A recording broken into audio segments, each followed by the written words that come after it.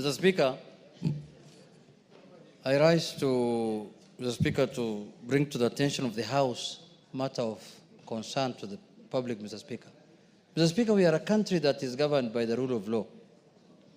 And the last 2 days, Mr. Speaker, there was an episode in Nairobi County, Mr. Speaker, where people who could not pay their bills, electricity bills, Mr. Speaker, went ahead and dumped, I think, 1 truck or 2 trucks full of garbage, Mr. Speaker, in front of the premises of Kenya Power and Lighting Company, Mr. Speaker. Garbage and swill. Garbage and swill. And swill. You know swill? I know, Mr. Speaker. Okay, go on. Is it sewage? Is it sewage? Mr. Speaker, Mr. Speaker, Mr. Speaker, I want to bring to the attention of the House, Mr. Speaker, that is not the way to do things. Mr. Speaker, because Kenya Power and Lighting Company, Mr. Speaker, is a very, very important institution in our country. And is a public listed company. And is a company that is oversighted also by this House. Mr. Speaker, many people have defaulted in paying their bills. It's not only Nairobi County Assembly, Nairobi County government. But Mr. Speaker, if you cannot afford to pay your bills, you negotiate with the person you owe money. You don't use other means to intimidate them and to make them, to make them let you go with their money. Mr. Speaker, I stand here to condemn that matter, Mr. Speaker, because it is uncouth and primitive, and it is an irresponsible way of dealing with an issue. Mr. Speaker, Nairobi City County of late has been doing a good job. They have been trying to clean the city, to remove, kiosks on the roadside that have encroached on the public pavements, Mr. Speaker. But this act they did yesterday, Majority Leader, is unacceptable. How can you, at this time, intimidate a government institution?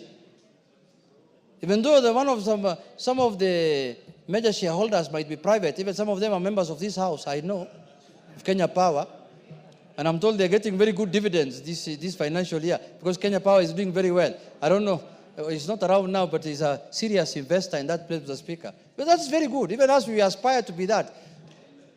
Somebody who's younger than me, that I don't know how we achieved that. I'm really worried, Mr. Speaker. I need to pull up my socks and do something, Mr. Speaker. But having said that, Mr. Speaker, and that could be one of the reasons why we want to have change in the budget committee, maybe. Who knows? But I leave it there for people to decide. It's not in my place to judge anyone, Mr. Speaker. But Mr. Speaker, the issue that I want to bring to the attention of the House is that the Nairobi County government must apologize and must desist from that kind of act going forward. The governor must apologize to the institution called Kenya Power and Lighting Company and residents of Nairobi in general. Because, Mr. Speaker, we cannot do that. Tomorrow, they will have a problem with NEMA. They will have a problem with any other institution. Is that the way you are going to solve your disputes?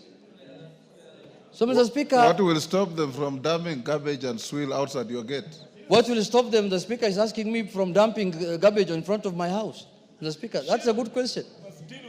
Because if I don't pay for their services also, if I don't pay their water bills on time, or I don't pay maybe their service charge on time, they can dump garbage also in front of my house. Mr. Speaker, then they tell me, until you pay your dues, we are not going to remove any garbage from in front of your house. So, Mr. Speaker, this is a new phenomena that is, we have never seen it before. So, Mr. Speaker, the governor was elected by Kenyans through the UDA party. Even though we have some symbiotic relationship with ODM, which we are not yet confirming it, because we don't know how I think there is some relationship that is not known, that we need to understand where it is heading to. But Mr. Speaker, in spite of all that, with our symbiotic relationship with the governor, we have to condemn things when they are done wrongly. And that was a wrong act on the part of the Nairobi County government, Mr. Speaker. And we are not doing this we are warning people who might attempt to do that kind of nonsense. Mr. Speaker, because it might not end with them. There are other institutions also who can do that. There are others who can lock up your house, for not paying your dues or something. So, Mr. Speaker, with those few remarks, I want to say that act must be condemned and it must not be repeated again, Mr. Speaker. And if it is done, this House now will exercise its mandate of oversight.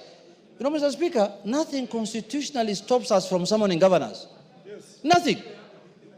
There is no in the Constitution that writes governors can only be summoned by the Senate. Mr. Speaker, the Constitution says Parliament can summon anyone. Parliament. Yes. And when you say Parliament, it is both the Senate and the National Assembly. Yes. That is Parliament. Parliament can summon anybody in Kenya. Parliament. So under that provision of the Constitution, we will summon governors if they go wayward. They must stick to the rule of law, and they must respect the laws that we have put in place as a House to govern this country. Thank you, Mr. Speaker. Ichungwa. Thank you, Honorable Speaker. Let me also join the Honorable Junet Mohammed, Minority Leader, first in condemning that act by the county government of Nairobi, and two, to ask both the county government of Nairobi and the